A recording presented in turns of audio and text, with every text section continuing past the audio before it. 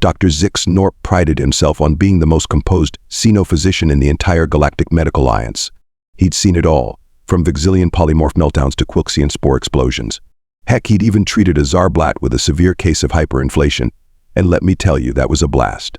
But nothing, absolutely nothing, could have prepared him for the day a human stumbled into his med bay. Now Zix-Norp had heard tales of these Deathworlders, bipedal creatures from a backwater planet called Earth.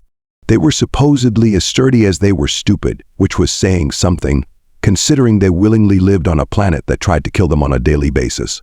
But Zix-Norp was a scientist, and he didn't put much stock in tall tales and exaggerations. That is, until the day Jake Hold My Beer Johnson came crashing through his doors. The human burst into the sterile med bay, trailing a mix of red fluid, blood Zix-Norp's mind helpfully supplied, and some sort of amber liquid that smelled like fermented grain. Jake was laughing hysterically, which would have been fine if half his ribcage wasn't sticking out of his chest like some kind of macabre xylophone. "Howdy, Doc," Jake bellowed, his words slurring together like a glutton being on a hot day. "I got myself in a bit of a pickle here. Mind patching me up?" Zix-Norp's 4 eyes blinked in rapid succession, his tentacles curling in shock. "By the great void," he muttered. "What in the name of all that's unholy happened to you?" Jake grinned, revealing a set of unnervingly sharp teeth. "Well, funny story that. See, me and the boys were having a little competition. A competition that involved removing half your skeletal structure." Zix-Norp interrupted, his voice dripping with sarcasm. Nah, that was just a bonus," Jake chuckled, wincing slightly as the movement jostled his protruding bones. "We were seeing who could jump their hoverbike the farthest over a canyon of acid-spitting plants. I won, by the way." Zix-Norp felt a headache coming on, and he didn't even have the anatomical structure for one. "Congratulations," he said dryly. "Your prize is a trip to the emergency room and possibly an early grave." Jake's grin only widened. "Oh, don't be like that, Doc. I've had worse. This one time on Earth, Please," Zix-Norp held up a tentacle. "Spare me the details of your past misadventures. I'm having enough trouble processing the current one." As Zix-Norp ushered the still chuckling human onto an examination table, he couldn't help but marvel at the creature's resilience. Any other species would be writhing in agony or more likely already dead. But here was Jake, cracking jokes and trying to high-five the medical drones with his good arm. "All right, Mr. Johnson," Zix-Norp said, adopting his most professional tone. "I'm going to have to put you under for this procedure. Your injuries are extensive." Jake waved his hand dismissively, narrowly missing smacking a very expensive piece of medical equipment. "Nah, don't worry about it, Doc. Just give me a local anesthetic and I'll walk you through it." Zix-Norp stared at the human, his bioluminescent spots flickering in disbelief. "You want to be awake for this?" "Sure, why not?" Jake shrugged, then immediately regretted it as his dislocated shoulder made a sound like a bag of gravel in a blender. "Oh, that's going to leave a mark." "Purpose, Mr. Johnson," Zix-Norp said slowly.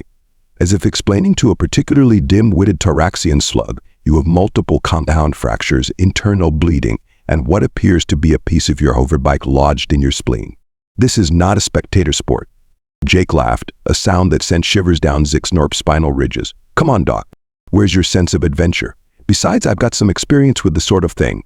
Did I ever tell you about the time I performed my own appendectomy with a rusty spoon and a bottle of moonshine?" Zix-Norp felt his chromatophores changing to a sickly green. "No, and I sincerely hope you never do." Despite his better judgment and every medical protocol in the known galaxy, Zix-Norp found himself agreeing to Jake's insane request. He rationalized it as a unique opportunity to study human physiology, and definitely not because he was slightly terrified of what Jake might do if he refused. As Zix-Norp began the delicate process of removing the various foreign objects from Jake's body, including but not limited to shrapnel, plant thorns, and what appeared to be a small, very angry alien rodent, he couldn't help but be impressed by the human's pain tolerance. "So, Doc," Jake said conversationally, as if they were chatting over a cup of coffee instead of elbow deep in his own viscera, "you ever treated a human before?" Zix-Norp carefully extracted a piece of metal that had no business being anywhere near a living being's internal organs. "No, Mr. Johnson, you have the dubious honor of being my first human patient." Jake beamed with pride. "Well, ain't that something? I'm popping your human cherry."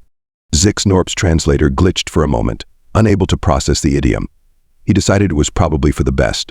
"Indeed, though I must say, if all humans are like you, I sincerely hope you're also my last." "Oh, you're just saying that," Jake chuckled. "I'm growing on you, admit it." Like a particularly aggressive fungus, perhaps, Zixnorp muttered. As the procedure went on, Zixnorp found himself increasingly baffled by human biology. Every time he thought he had a handle on it, Jake's body would do something unexpected. Fascinating, Zixnorp mused, watching in awe as Jake's tissue began knitting itself back together at an alarming rate. Your cellular regeneration is off the charts. It's almost as if your body is eager to heal. Jake nodded sagely. Oh yeah, we're pretty good at bouncing back. You should see how fast we heal paper cuts. It's like magic, I tell ya. Zixnorp's medical scanners were going haywire, unable to keep up with the rapid changes in Jake's physiology. This defies all known medical science, he muttered, more to himself than to Jake. Welcome to the wonderful world of humans, Doc, Jake said with a wink. We're basically walking, talking middle fingers to the laws of nature. As Zixnorp worked, he found himself oddly enjoying the banter with his impossible patient. Jake regaled him with tales of his exploits across the galaxy, each more outrageous than the last. And that's how I ended up arm wrestling a kraken on Europa, Jake finished, as Zixnorp carefully realigned his shattered femur.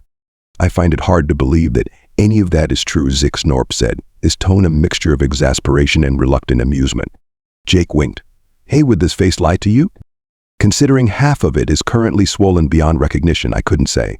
As the hours ticked by, word spread through the medical station about the miraculous human who was casually chatting while undergoing major surgery. Soon a crowd of alien medical professionals had gathered outside the operating theater, their faces pressed against the observation windows in fascinated horror. Dr. Quilks, a renowned neurosurgeon from the Andromeda Galaxy, burst into the room, his feathers ruffled with excitement. Is it true? He squawked. You have a conscious human undergoing major trauma surgery? Jake waved his good hand. Yo, always nice to meet a fan. Want an autograph? Might be a bit messy, though. He wiggled his blood-covered fingers for emphasis. Dr. Quilix's beak fell open in shock. Impossible, he breathed. The pain alone should have rendered him unconscious, if not dead. Pain is just weakness leaving the body, Jake said cheerfully. At least that's what my old drill sergeant used to say. Of course, he also said that if we could dodge a wrench, we could dodge a plasma bolt, so maybe take his advice with a grain of salt. Zixnorp, who had been methodically working his way through Jake's extensive injuries, looked up with a mixture of frustration and amazement. I've given him enough anesthetic to knock out a Jurassic megafauna, and he's still cracking jokes. I'm beginning to think humans don't actually feel pain. They just pretend to so the rest of us don't feel bad. Jake laughed, then immediately regretted it as it jostled his newly realigned ribs. Now we feel pain all right, we just have a fun little quirk called endorphins. It's like nature's own painkiller. That, and I might be in shock. It's hard to tell sometimes. Dr. Quilk scurried over, his scientific curiosity overriding his medical ethics. Fascinating. And you say this is a common trait among humans?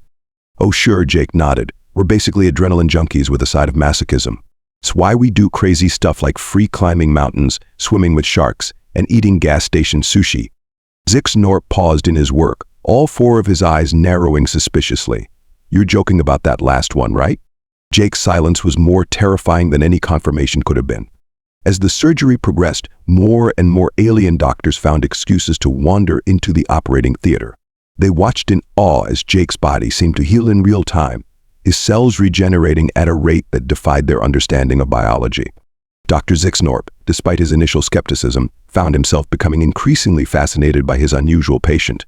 Mr. Johnson, he said, carefully stitching up a particularly nasty gash, I must admit, your species continues to surprise me. Your resilience is remarkable. Jake grinned, his teeth still somehow perfectly white despite the ordeal he'd been through. Aw shucks, Doc, you're gonna make me blush, though that might just be the blood loss talking. Dr. Quilks, who had appointed himself as Jake's unofficial biographer, was scribbling notes furiously. Tell me, human Jake, how do you account for your species' incredible adaptability? Is it genetic? Environmental? Some sort of cosmic joke? Jake pondered this for a moment, which was quite a sight considering he was currently having his spleen reattached. Well, I reckon it's a bit of all three. See, Earth's a tough old gal. She likes to keep us on our toes. Volcanoes, earthquakes, politicians, you name it, we've had to adapt to it. Zixnorp nodded sagely. Ah, yes, I've heard tales of your politicians. Truly terrifying creatures. You don't know the half of it, Doc, Jake chuckled. But yeah, I guess you could say we humans are like those inflatable punching bags. You know, the ones that bounce back no matter how hard you hit them. Dr. Quilks's feathers ruffled in excitement. Ooh, are those some sort of advanced combat training devices? Jake blinked. No, they're children's toys, actually. The assembled alien doctors exchanged looks of horror. Zixnorp made a mental note to recommend a galactic ban on human toy exports. As the surgery entered its 5th hour, Jake's endless stream of chatter began to take on a slightly delirious edge. He'd moved from recounting his adventures to philosophizing about the nature of the universe. Did you ever wonder, Jake slurred, his eyes slightly unfocused, if we're all just like cells in some giant cosmic being, and what we think is the universe is just, I dunno, it's pancreas or something? Zixnorp, who was elbow deep in Jake's abdominal cavity, trying to untangle his small intestine from what appeared to be a piece of his hoverbike's handlebars, sighed deeply. Mr. Johnson, I assure you, if the universe were indeed a giant organism, and we had the misfortune of being in its pancreas, we would all be digested by now. Jake's face lit up. Ooh, maybe that's what black holes are. Cosmic stomach acids. Dr. Quilks, who had been furiously taking notes this entire time, looked up with a mixture of awe and concern. Is this normal human behavior? Are they all secret philosophers? Zixnorp shook his head. No, Dr. Quilks. I believe what we're witnessing is the human phenomenon known as rambling due to massive blood loss and trauma. Jake gave a thumbs up with his good hand. Nailed it, Doc. Though to be fair, I do get pretty philosophical when I'm drunk too. Speaking of which, you wouldn't happen to have any of that fermented grain juice lying around, would you? For medicinal purposes, of course. The look Zixnorp gave him could have curdled milk in another galaxy. Mr. Johnson, you are currently undergoing major surgery. The last thing you need is alcohol. Jake pouted, an expression that looked particularly absurd given his current state. Aw, come on, Doc. Haven't you ever heard of hair of the dog? Dr. Quilks perked up. Oh, is that some sort of human healing ritual? Does consuming canine fur have medicinal properties for your species? Jake opened his mouth, likely to launch into an explanation that would only further confuse the poor alien doctors, but Zixnorp cut him off. No, Dr. Quilks, it's an idiom, and a particularly nonsensical one at that. Mr. Johnson, please refrain from introducing our colleagues to any more human wisdom. I fear their brains might explode, and I've only got one operating table. As the surgery progressed, Jake's incredible healing factor continued to baffle and amaze the alien medical team. Bones that should have taken weeks to knit were fusing in hours. Lacerations were closing almost as fast as Zixnorp could stitch them. This is unprecedented, Dr. Quilks squawked, his feathers practically vibrating with excitement. If we could harness this regenerative ability, think of the medical advancements we could make. Jake, who was now attempting to whistle despite having a breathing tube down his throat, paused in his efforts. Sorry, Doc. No can do. It's a strictly human thing. Plus, I'm pretty sure trying to harvest it would violate some intergalactic laws or something. Zixnorp nodded gravely. Indeed, not to mention the ethical implications of trying to replicate a healing factor that seems to be fueled primarily by terrible decision-making and fermented grain juice. Jake beamed. Oh, you guys are getting it now. See, the secret to human resilience is simple. We're too stubborn to die, and too dumb to know when we should. Dr. Quilks tilted his head, confusion evident in his avian features, but that doesn't make any scientific sense. Welcome to human biology, pal, Jake chuckled, where the rules are made up and the laws of nature don't matter. As the surgery entered its final stages, the gathered alien doctors watched in awe as Jake's body seemed to knit itself back together before their eyes. Bones aligned, muscles reattached, and even his spleen, which Zixnorp had been certain was a lost cause, began to function normally. I've never seen anything like it, Zixnorp murmured, watching as the last of the major incisions closed itself. It's as if your body is eager to heal. Jake flexed his newly repaired arm, wincing only slightly. Well, you know what they say, Doc. The body's a temple, and I'm just a really enthusiastic handyman. Dr. Quilks, who had been furiously scribbling notes throughout the entire procedure, looked up with wide eyes. Fascinating. Your species views your physical form as a place of worship, and you personally maintain it? Jake blinked, then burst out laughing, which caused Zixnorp to frantically check his newly repaired ribs. Nah, Doc. It's just another saying. Though I guess you could say I worship at the Church of Adrenaline and Bad Decisions. Zixnorp sighed, a sound that seemed to come from the very depths of his alien soul. Mr. Johnson, I believe you've introduced our colleagues to quite enough human idioms for one day. any more, and we might need to perform brain surgery on them next. As the final stages of the surgery wound down, the assembled alien doctors began to discuss the implications of what they'd witnessed. The chatter filled the room, a mix of excited squawks, melodious hums, and the occasional gurgle from species that communicated through bubbles. Think of the possibilities. We must study this further. Do you think all humans are this durable?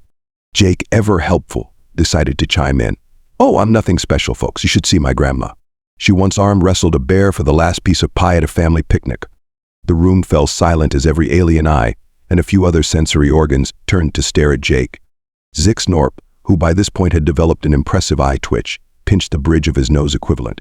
Mr. Johnson, I believe we've discussed the improbability of your anecdotes. Jake grinned, the expression slightly lopsided due to the lingering swelling. Hey, would this face lie to you? Considering it's been rearranged several times in the last few hours, I'm not sure it's a reliable indicator of anything, Zixnorp retorted dryly. As Zixnorp began the final scans to ensure everything was in its proper place, or at least as proper as human anatomy ever got, Jake decided it was time for a stand-up comedy routine. Hey, Doc, he said, propping himself up on his elbows, what do you call a doctor who fixes broken planets? Zixnorp, against his better judgment, took the bait. I don't know, Mr. Johnson. What do you call a doctor who fixes broken planets? A world-renowned physician, Jake declared, looking entirely too pleased with himself. The room fell silent again, but this time it was the silence of several dozen alien brains simultaneously trying to process the concept of a pun. Dr. Quilks was the first to break. He let out a sound that was somewhere between a squawk and a sneeze, his feathers puffing out in what Jake hoped was amusement, and not some sort of allergic reaction to bad jokes. I don't understand, one of the other doctors, a gelatinous blob with eye stalks, gurgled. Planets don't require medical attention. They're non-living celestial bodies. Jake's grin only widened. That's the beauty of it, Doc. It's funny because it doesn't make sense. Zixnorp, who had been silently praying to whatever cosmic entity might be listening for the strength to finish this surgery without strangling his patient, let out a long, suffering sigh. Mr. Johnson, I believe you've single-handedly set interspecies relations back by at least a century. Aw, come on, Doc, Jake said, his tone mock-wounded. You gotta admit, it's pretty impressive that I can crack jokes while you're literally putting my insides back inside. And that Zixnorp had to admit was true. Despite everything, the horrific injuries, the invasive surgery, the constant prodding and questioning from curious alien doctors, Jake had maintained a level of cheerfulness that bordered on the insane. As Zixnorp completed the final scans, he couldn't help but feel a grudging respect for his impossible patient. Humans, it seemed, were far more than the sum of their parts. They were walking, talking paradoxes, fragile yet indestructible, foolish yet ingenious, and apparently capable of treating life-threatening injuries as if they were minor inconveniences. Well, Mr. Johnson, Zixnorp announced, setting down his scanner, it appears that you've made a full recovery. Against all odds, and in defiance of several laws of biology, I might add. Jake sat up, stretching as if he'd just woken up from a particularly refreshing nap, rather than major surgery. Thanks, Doc. You're a real lifesaver, literally. Dr. Quilks, who had been hovering nearby, eagerly piped up. This is unprecedented. Mr. Johnson, would you be willing to stay for some additional tests? The scientific community would be fascinated by. Now, Zixnorp interrupted, surprising himself with his suddenly protective tone. Mr. Johnson has been through quite enough for one day. I'm sure he needs rest. Jake, however, was already swinging his legs off the operating table. Rest? Nah, I'm feeling great. Say, Doc, you wouldn't happen to know if there are any good bars around here, would you? I feel like celebrating my brush with death. Zixnorp felt his eye twitch, returning with a vengeance. Mr. Johnson, you've just undergone major surgery. Your body needs time to recover, even with your unique healing abilities. Jake waved a hand dismissively.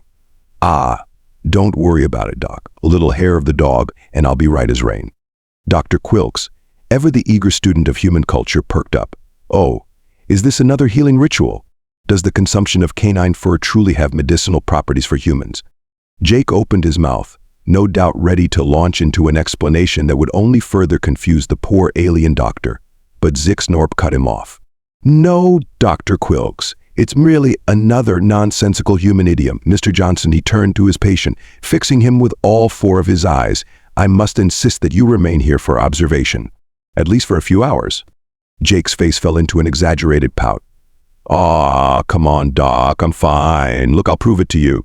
Before anyone could stop him, Jake leapt off the operating table. He landed on his feet with a flourish, arms spread wide as if he'd just stuck the landing in some bizarre alien Olympics.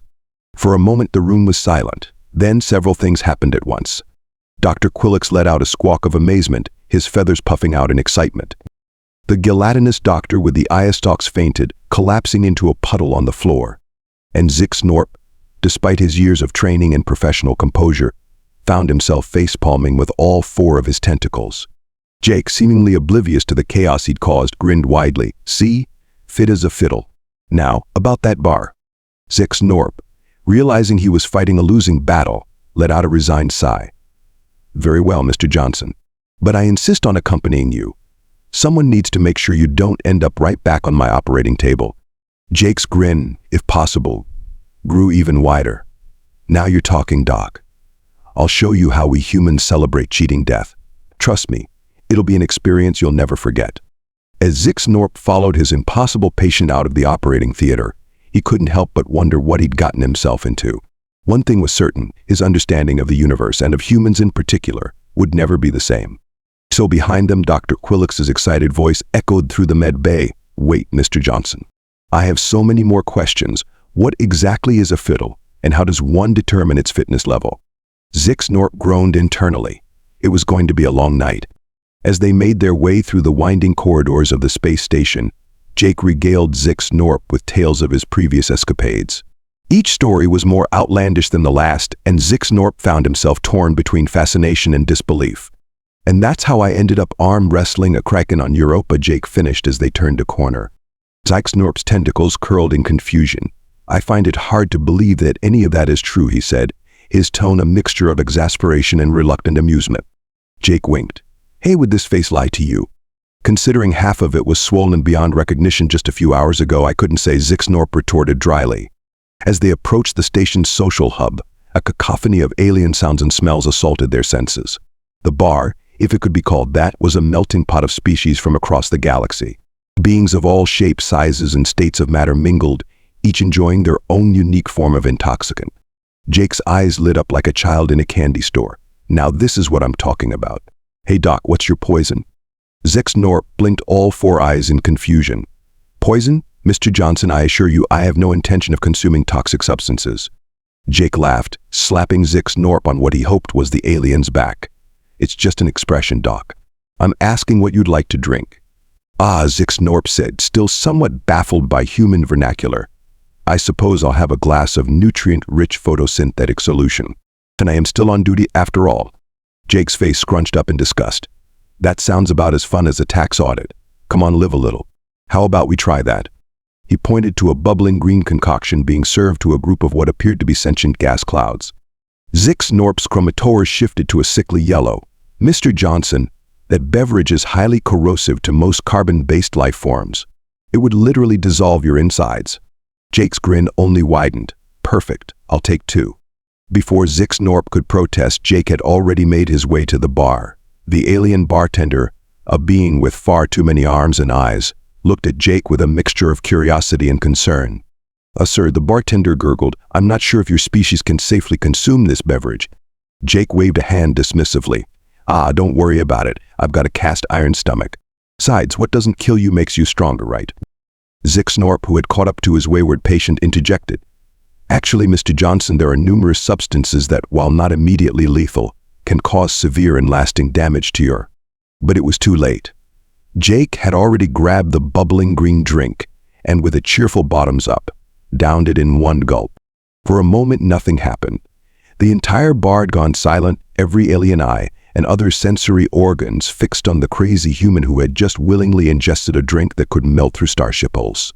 Then Jake's eyes widened. His face turned an interesting shade of purple, and he let out a belch that shook the very foundations of the space station. "Ooh," Jake exclaimed, slamming the glass down on the bar. "That's got a kick to it. Tastes like a mix of jet fuel and Grandma's secret hot sauce. I'll take another." The bartender, all of its eyes wide with disbelief, wordlessly poured another glass. Zix-Norp, meanwhile, was frantically scanning Jake with every medical device he had on hand. "Impossible," he muttered. "Your digestive system should be liquefying as we speak. How are you still standing?" Jake grinned, his teeth now glowing a faint green. Told you, Doc. Cast iron stomach. Now, how about we see what other interesting drinks this place has to offer? As the night wore on, Jake sampled beverages that would have killed lesser beings. He tried drinks that defied the laws of physics, cocktails that existed in multiple dimensions simultaneously, and one particularly memorable concoction that temporarily turned him inside out. Through it all, Zix watched in a state of perpetual amazement and horror. Every scan, every test, every analysis told him that Jake should be dead 100 times over. And yet, here he was, laughing, joking, and apparently having the time of his life. You know, Doc, Jake slurred, now glowing faintly in several colors not visible to most species. I think I've figured out the secret to the universe. Zix, who had long since given up on understanding anything about this night, sighed. And what's that, Mr. Johnson? Jake leaned in conspiratorially, nearly falling off his bar stool in the process. The secret is hiccup, there is no secret. It's all just one big cosmic joke, and we're the punchline. And with that profound, or perhaps profoundly inebriated statement, Jake promptly passed out, face planting onto the bar with a thud. Zix stared at his unconscious patient for a long moment. Then, surprising even himself, he let out a laugh. It started as a small chuckle and quickly grew into a full-bellied guffaw that had his tentacles writhing with mirth. The other bar patrons looked at him in shock. It was a well-known fact across the galaxy that physicians never laughed. It was practically part of their genetic code. But as Zix looked at the snoring human before him, a being who had survived impossible injuries, defied death itself, and then proceeded to drink his way through half the bar's toxic inventory, he couldn't help but appreciate the absurdity of it all. Perhaps Jake was right. Perhaps the universe was indeed one big cosmic joke. And if that was the case, then humans, with their impossible resilience and their equally impossible capacity for terrible decisions, were the ultimate punchline. As Zix hoisted the unconscious Jake over his shoulder, thanking the great void for his species' superior strength, he made a mental note to update the Galactic Medical Alliance's files on humans. Under treatment recommendations, he would simply write, "Good luck." And under special notes, he would add, "Warning may cause spontaneous laughter in medical professionals. Approach with caution and a strong sense of humor." As Zix carried Jake back to the med bay for what he was sure would be another round of impossible recovery, he couldn't help but feel a strange sense of excitement. The universe, it seemed, was far more interesting and far more ridiculous than he had ever imagined. And humans? Well, they were in a class all their own.